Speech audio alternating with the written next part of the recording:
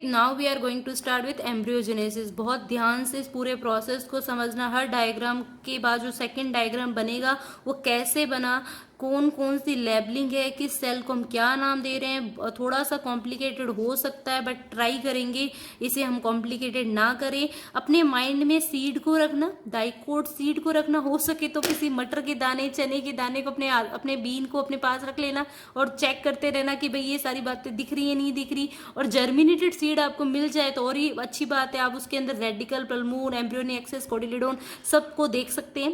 देखो अपने माइंड में बहुत चीजें क्लियर क्या रखनी है भाई। ये सारा प्रोसेस हो कर रहा है। पहली बात तो कहाँ हो रहा है? ओव्यूल के अंदर। ओव्यूल में भी कहाँ? वो सेल जिसे अपन ने एम्ब्रियो सैक कहा था, उस एम्ब्रियो सैक के अंदर हमने फर्टिलाइजेशन के प्रोसेस के अंदर दो इंपॉर्टेंट चीज बनाई थी। One is zygote and other one is endosperm.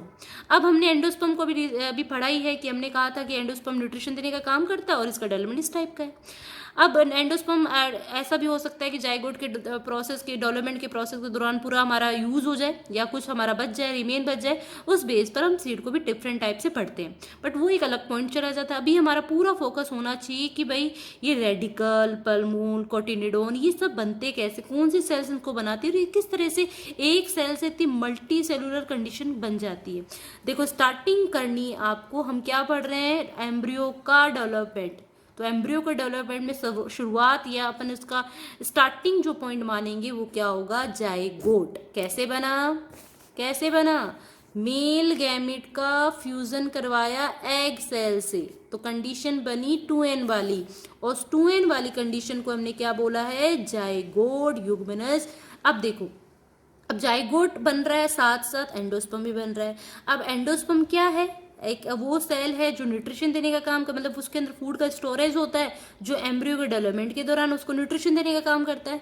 तो जाइगोट का जर्मिनेशन तब तक नहीं होता जब तक एंडोस्पर्म नहीं बन जाएगा, क्योंकि वो उसको न्यूट्रिशन देने का काम कर रहा है।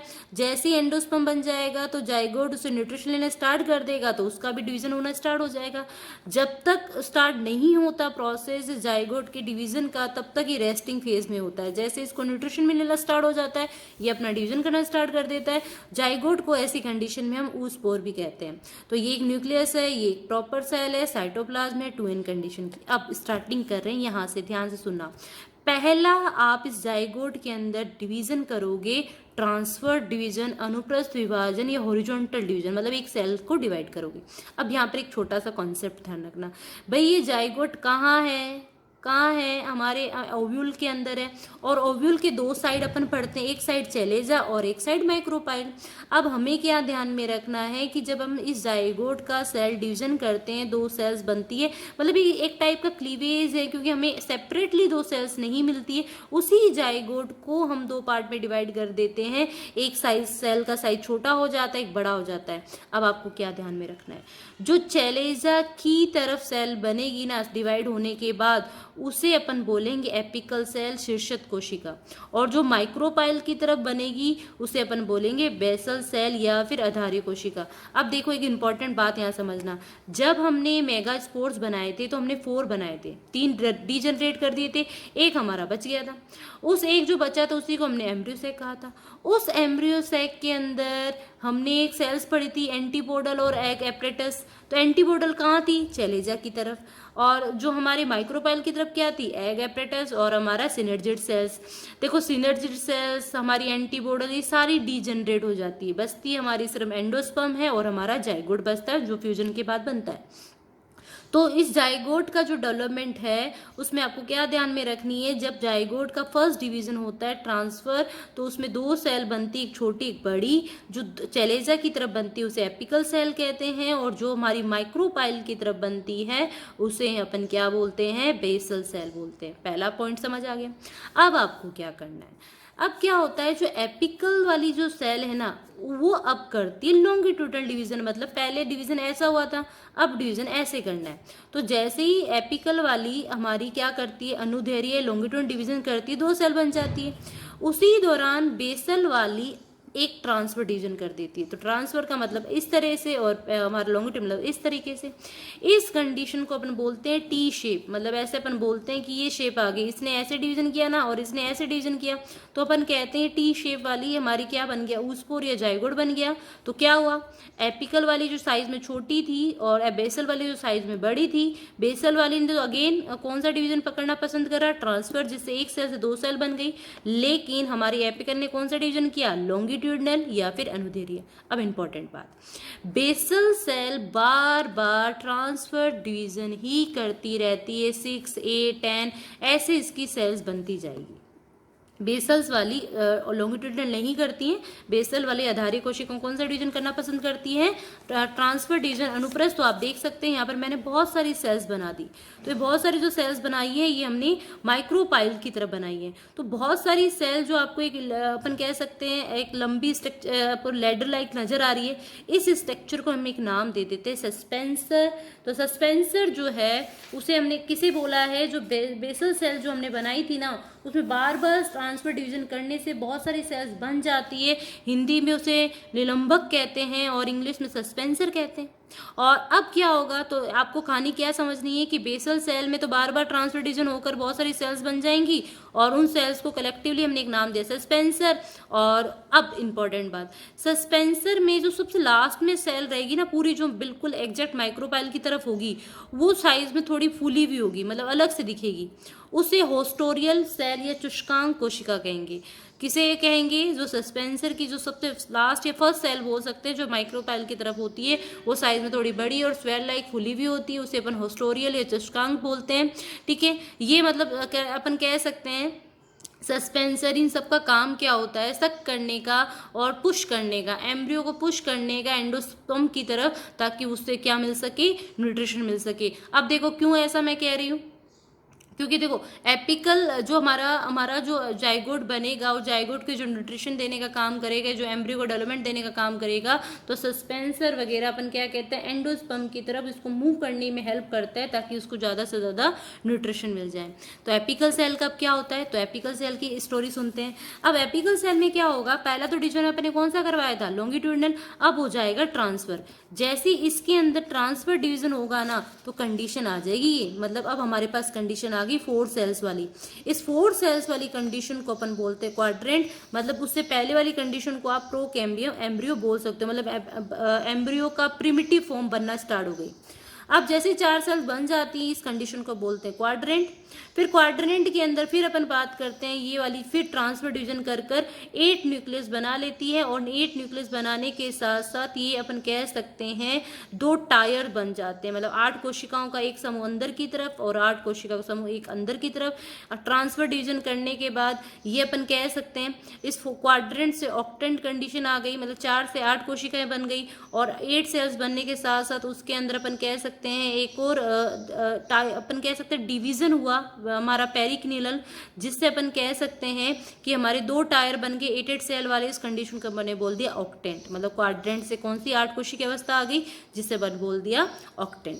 अब क्या होता है, ये ऑक्टेंट वाली जो सेल्स हैं अब यहाँ पर ये पेरिक्लिनल एंटीक्लिनल डिवीजन कर लेयर बनाने स्टार्ट कर देती है। तो जब से आउटर मोस्ट जो लेयर बनती है ना, वो जो अपनी कह सकते हैं पहले तो देखो 8 सेल बन गई, फिर वो एंटीक्लिनल डिवीजन कर लेंगी और हमारा एंटीक्लिनल डिवीजन करने से क्या होगा, नंबर ऑफ सेल्स इंक्रीज हो जाएंगी और वो जो लेयर बन जाएगी, वो जो आउटर मोस्ट लेयर बनेगी उसे अपन बोलेंगे डर्मेटोजन। क्या बोलेंगे, डर्मेटोजन। तो ये बात ध्यान में रखेंगे। उसके बाद अपन कहते हैं कि भाई शेप कुछ इस तरीके से आ जाती है, कैसी शेप आ जाती है, ग्लोबुलर शेप आ जाती है, गोल बन जाता है पूरा स्ट्रक्चर। अब देखो डर्मेटोजन के जस्ट बाद अपन क्या करते हैं कि हमने क्या किया है, जो 8 कोशिका का समूह था ना, 8 ग्रुप, आउटर मोस्ट जो कवर बन जाता है लेयर वाला उसे अपन डर्मेटोजन कहते हैं, जो एपिडर्मिस बनाने का काम करेगा। फिर हम कहते हैं कि ये जो सेल है ना सस्पेंसर की, जो पहली सेल जो हमारी प्रो एम्ब्रियो या एपिकल सेल वाले पार्ट से जुड़ी हुई होती है ना, इसे अपन बोलते हैं हाइपोफाइसिस। क्या बोलते हैं, हाइपोफाइसिस। इस हाइपोफाइसिस के पास वाली जो कोशिकाएं सेल्स होती है ना उन ग्रुप्स वाली सेल्स को बोला जाता है हाइपोबेसल, और उसके ऊपर वाली सेल को बोला जाता है एपीबेसल। मतलब आपको इसके पार्ट डिवाइड कर लेने हैं। मतलब अगर मैं इस रेड लाइन को बोलूँ ना, इस रेड लाइन को, इस रेड लाइन के ऊपर वाली सेल्स को अपन एपीबेसल बोलेंगे और नीचे वाली को हाइपोबेसल और इस वाली को हाइपोफाइसिस। तो नाम थोड़े अजीबोगरीब है, बट हो सके तो इतना आप बस इतना ध्यान रख लेना, फेजेस ध्यान में रख लेना। टी शेप आई, हमारा प्रो एम्ब्रियो कंडीशन आई, क्वाड्रेंट आया, ऑक्टेंट आया। अब हम कह रहे हैं कि लेयर्स बनी, डर्मेटोजन ग्रुप ऑफ जो हमारी ग्रुप ऑफ सेल्स हैं जो हाइपोबेसल के ऊपर की तरफ एपी, नीचे की तरफ हाइपो, और इसकी फर्स्ट सेल को हमने क्या नाम देना है, हाइपोफाइसिस। अब होता क्या है, अब कहानी थोड़ा इधर आप फिर धीरे धीरे जब सेल्स अपने एंटी पेरिकुलर डिवीजन कर लेती है ना, तो बहुत सारी सेल्स बन जाती है और एक गोल स्ट्रक्चर बन जाता है जिसे अपन क्या बोलते हैं, हमारा ग्लोबुलर शेप बोलते हैं। और जो डर्मेटोजन है वो क्या बनाती है, हमारी एपिडर्मिस, और एपिडर्मिस के जस्ट अंदर जो सेल्स होती है उन्हें इनर लेयर बनाती है। अब यही इनर लेयर अपन कह सकते हैं, अब देखो इंपॉर्टेंट बात क्या ध्यान में रखनी है कि ग्लोबुलर शेप बनती है ना। अब आपको क्या ध्यान में बात रखनी है, जब भी हम प्लांट की एनाटॉमी पढ़ते हैं तो आप लोगों को याद हो हम 3 लेयर बनाते हैं, एक एपिडर्मिस वाली, एक ग्राउंड टिश्यू वाली, और एक हमारी क्या बनाते हैं, हमारी पित्त वाली, जिसे अपन प्रोकैम्बियम अपन कह सकते हैं लेयर बोलते हैं। तो एपिडर्मिस जो टिश्यू होते हैं वो अपन क्या बनाते हैं, आउटर मोस्ट लेयर बना रहे हैं, और ग्राउंड टिश्यू जो होते हैं हमारे कॉर्टेक्स वल्कुड वाला पार्ट बनाते हैं, और अंदर वाला जो वस्कुलर सिस्टम। तो ये इनर जो लेयर है वो इनमें ये बनाने में इन्वॉल्व होती है। जो इस चीज़ को अपन यहाँ देख लेते हैं। तो एंड में क्या होता है कि जो ग्लोबुलर जो हमारा एम्ब्रियो होना, फिर वो इस तरह हार्ट शेप का नजर आने लग जाता है, मतलब थोड़ा अंदर की तरफ ग्रू अंदर की तरफ धस जाता है। उससे होता क्या है, आउटर मोस्ट जो लेयर है वो तो डर्मेटोजन है जो एपिडर्मिस बना रही है। फिर मैंने आपको कहा था ये हाइपोफाइसिस है, और नीचे वाले पार्ट को हाइपोबेसल बोलेंगे, ऊपर वाले पार्ट को एपीबेसल बोलेंगे। एंटी पेरिकुलर डिवीजन होने की वजह से बहुत सारी लेयर बन जाएंगी। अब वो लेयर क्या है, एपिडर्मिस के जस्ट बाद वाली अंदर की तरफ जो होगी वो हमारी कॉर्टेक्स वाली बनाएगी, जिसे अपन पेरिबेलम वाला सिस्टम कहते हैं, पार्ट बोलते हैं। और जो अंदर की तरफ होगी जो वस्कुलर बंडल बनाएगी जाइलम फ्लोएम, उसे अपन पेलिरोम कहते हैं। ये हमने पढ़ रखा है अपनी 11th क्लास के अंदर, तो ये तो इतना इंपॉर्टेंट नहीं है। इंपॉर्टेंट ये है कि जो एपीबेसल्स वाली जो सेल्स होती है ना, वो क्या क्या बनाती है, वो कोटिलिडोन बनाती है, एपिकोटाइल बनाती है और पल्मूल बनाती है। इंपॉर्टेंट बात ध्यान में रखनी है। और जो हाइपोबेसल वाली है वो रेडिकल बनाती है, हाइपोकोटाइल बनाती है, और हाइपोफाइसिस वाली रूट कैप बनाती है। मतलब इसके साथ जुड़कर कहने का मतलब जो हमें मेन चीज़ें चाहिए वो सारी हाइपोबेसल, एपीबेसल और हाइपोफाइसिस बना रही है। धीरे धीरे शेप उस तरह क्या होता है कि अब देखो एपीबेसल के अंदर कोटिलिडोन है, तो कोटिलिडोन जो बनते हैं ना, वो कोटिलिडोन बनते बनते थोड़े अपन कह सकते हैं नीचे की तरफ कर्व बना लेते हैं, नीचे की तरफ गिरने लग जाते हैं। तो ये हमारे जो अल्टीमेटली जो शेप आती है ओव्यूल के अंदर हमारे एम्ब्रियो की, वो इस तरीके से आती है, जिसके अंदर अपन बात करते हैं ये 2 कोटिलिडोन है, ये हमारा पल्मूल है जहाँ से शूट निकलेगा। अब यहाँ पर अपन कह रहे हैं ये हमारा हाइपोकोटाइल वाला पार्ट हो गया, सॉरी एपिकोटाइल वाला पार्ट हो गया, ये हाइपोकोटाइल वाला पार्ट हो गया। इसके जस्ट नीचे रेडिकल है, और ये हमारा सस्पेंसर है। सस्पेंसर की जो लास्ट सेल है जो माइक्रोपाइल की तरफ होती है ओस्टोरिया होती है। सस्पेंसर हेल्प करता है एम्ब्रियो के एंडोस्पर्म की तरफ पुश करने के लिए ताकि उसे न्यूट्रिशन मिल सके। तो अब अगर अपन बात करें एक सीड के अंदर जो एम्ब्रियो होता है, एम्ब्रियो के डेवलपमेंट के दौरान किस तरह कोटिलिडोन, पल्मूल, रेडिकल बनते हैं, और यही आगे चलकर हमारे एक प्लांटलेट को बनाते हैं। तो आपको ध्यान में क्या रखना है, डाइकोट प्लांट के अंदर जो हमारी एपीबेसल, हाइपोबेसल जो सेल्स हैं वो मिलकर हमारा इस तरीके से डायग्राम बनाती हैं जो हमारे एक प्रॉपर एम्ब्रियो के डेवलपमेंट की बात करता है। इसको आपको मैं एक डायग्राम से अगर मैं दिखाऊं तो यहाँ पर अगर आप देख सकते हो तो ये कुछ पिक्चर्स हैं। तो देखो फर्स्ट एक सेल थी, फिर 2 सेल बनी, फिर यहाँ पर अपन टी शेप बनी, फिर ये हमारी कैसी हो गई, ऑक्टेंट कंडीशन हो गई, फिर ग्लोबुलर होगी, हार्ट शेप होगी। और इस डायग्राम के अंदर अगर आप देखें, इस डायग्राम के अंदर आप देखें तो देखो ये हमारा क्या है, हमारा ओव्यूल है जो बाद में सीड में कन्वर्ट हो जाएगा, और इस तरीके से एम्ब्रियो का डेवलपमेंट होता है। और एम्ब्रियो के डेवलपमेंट के दौरान अगर आप देख सकते हैं छोटा सा पोर है, माइक्रोपाइल है, जो न्यूट्री अपन कह सकते हैं ये गैसेज, वाटर, इन सब के लिए इनको ट्रांसपोर्ट करने में हेल्प करता है। अब ये देखो ओस्टोरियल सेल है, सस्पेंसर है, ये रूट कैप है, ये हमारा रेडिकल है, ये हाइपोकोटाइल है, ये हमारे कोटिलिडोन है, ये हमारा पल्मूल है। और जब ओव्यूल सीड में कन्वर्ट हो जाएगा तो इसे अपन सीड कोट कहेंगे। तो कुछ इस तरह से इमेज बनती है। इससे बेसिक सी आपको ध्यान में रखना है कि पल्मूल, कोटिलिडोन, हाइपोकोटाइल, रेडिकल, रूट कैप, ये हमारे कुछ पार्ट होते हैं एम्ब्रियो के डेवलपमेंट के दौरान बनने वाले स्ट्रक्चर में। तो ये हमारा एक पॉइंट कंप्लीट होता है। अगला एक और डायग्राम आपको दिखा देती हूँ, ये आरबीसी की बुक में दे रखा है। तो ये देखो, आपको बस सिर्फ आपको हो सके तो फेजेस याद रख लेना और ये ध्यान में रख लेना कि जब डाइकोट प्लांट के डेवलपमेंट की बात करते हैं तो इस तरीके से सारी चीज़ें बनती हैं। ठीक है, तो ये हमारा कंप्लीट होता है development of embryo. Thank you. Okay class, अब हम बात करेंगे अल्टरनेशन जनरेशन की। हमारा जो सेक्सुअल रिप्रोडक्शन चलता है एंजियोस्पर्म प्लांट के अंदर, उसके अंदर दो मेन फेजेस आती है, one is sporophytic, other one is gametophytic. क्योंकि इसके अंदर जो मेन प्लांट होता है वो स्पोरोफाइटिक होता है एंजियोस्पर्म प्लांट के अंदर। इस वजह से जो हम इस लाइफ साइकिल क्या बोलते हैं, डिप्लॉयड लाइफ साइकिल बोलते हैं। तो स्पोरोफाइटिक इसके अंदर अपन कह सकते हैं अपनी लंबी फेज होती है और प्लस इसी पर हमारा गैमेटोफाइटिक फेज डिपेंड रहती है। तो डोमिनेंट फेज है ये और मेन प्लांट स्पोरोफाइटिक का ही होता है। इस वजह से हम इस लाइफ साइकिल को डिप्लॉयड लाइफ साइकिल कहते हैं। तो हमने जो पूरा प्रोसेस सीखा है रिप्रोडक्शन का, फर्टिलाइजेशन का, पोस्ट फर्टिलाइजेशन का, और एट द एंड हमारे जो एम्ब्रियो जाइगोट का फॉर्मेशन हुआ तो उसी को हम इस फ्लो डायग्राम से देखते हैं। तो एंजियोस्पर्म जो मेन प्लांट है उसके जिसे अपन स्पोरोफाइटिक कंडीशन बोल रहे हैं, 2n, जब तक हम कहें किसी सेल के अंदर क्रोमोसोम के नंबर हाफ नहीं होते और वो अपनी पूरे फुल सेट में होते हैं तो उस कंडीशन को 2n स्पोरोफाइटिक फेज कहते हैं। तो हम जानते हैं कि एंजियोस्पर्म प्लांट के अंदर जो रिप्रोडक्टिव पार्ट होता है फ्लावर होता है, और फ्लावर के अंदर दो रिप्रोडक्टिव हमारे पार्ट होते हैं, one is carpel, other one stamen. उनके दूसरे नाम आपको ध्यान में रखने हैं, मेगास्पोरोफिल और माइक्रोस्पोरोफिल। कार्पल जो हमारा अपन बात कर सकते हैं फीमेल पार्ट है और स्टेम हमारा मेल पार्ट है, जिसे अपन कह सकते हैं पुंकेसर और स्त्री केसर। अब इसी के अंदर हमारे ओव्यूल बनेगा फीमेल के अंदर और स्टेमन के अंदर पॉलन सैक। एंथर के अंदर याद है ना आप लोगों को, इसी का दूसरा नाम क्या है, मेगास्पोरेंजियम और माइक्रोस्पोरेंजियम। यह अपन बोले कि गुरु बीजाणुधानी और लघु बीजाणुधानी। ओव्यूल के अंदर हमने बात करनी है कि इनके अंदर एमएमसी बनती है, और एमएमसी जो बनती है इसके अंदर तो मेगास्पोर मदर सेल बनती है, उसके अंदर माइक्रोस्पोर मदर सेल बनती है, और इन्हीं में मियोसिस रिडक्शन डिवीजन होता है। और उसके रिडक्शन डिवीजन होने से इसके अंदर 4 हमारी स्पोर्स बनते हैं। मेगास्पोर में 3 डीजनरेट हो जाते हैं, एक ही बचता है। माइक्रोस्पोर 4 बचते हैं और यही पॉलन ग्रेन होते हैं, जिसे अपन बोलते हैं first cell of female gametophyte, और इसे बोलते हैं first cell of female gametophyte. और इसी को हमने क्या नाम देना है, एम्ब्रियो सैक या भ्रूण कोश। अब देखो, इसके बाद हमने देखा था कि मेल गैमेटोफाइट मतलब पॉलन ग्रेन के अंदर दो जो सेल बनती हैं, हमारी वेजिटेटिव और हमारी जनरेटिव सेल।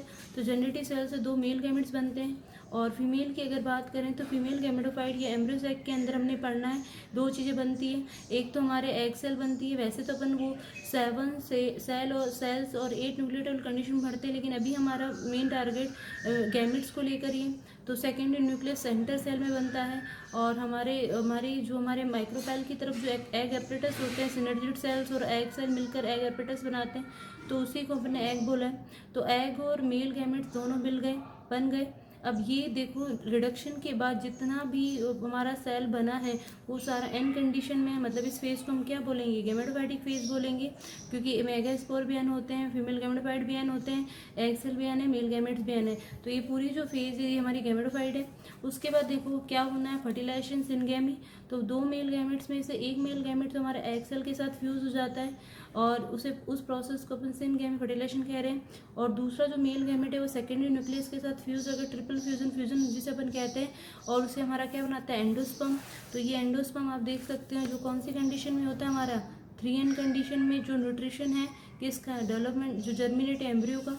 और जो हमारा सिनगेमी फर्टिलाइजेशन के बाद जो स्टेज आती है वो जाइगोट, जो हमारी 2n कंडीशन हो गई, तो वापस हमारी स्पोरोफाइटिक कंडीशन आ गई 2n, और ये जाइगोट आगे चलकर एम्ब्रियो बनाएगा, और ये एम्ब्रियो है वो आगे चल के सीड, क्योंकि सीड के अंदर ही एम्ब्रियो है, और सीड का जर्मिनेशन होता है तो वापस हमारा क्या बन जाता है, प्लांट बन जाता है।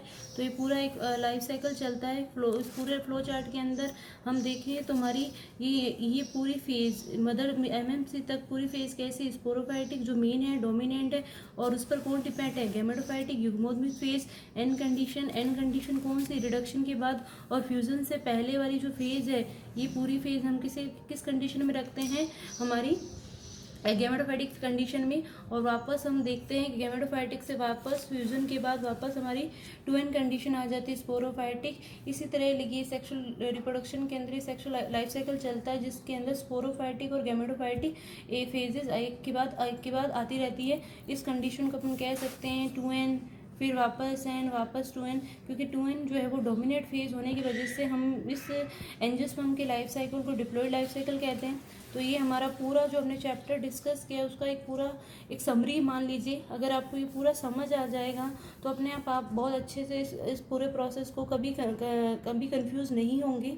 तो ये हमारा पूरा प्रोसेस है एंजियोस्पर्म प्लांट के अंदर लाइफ साइकिल अल्टरनेशन जनरेशन।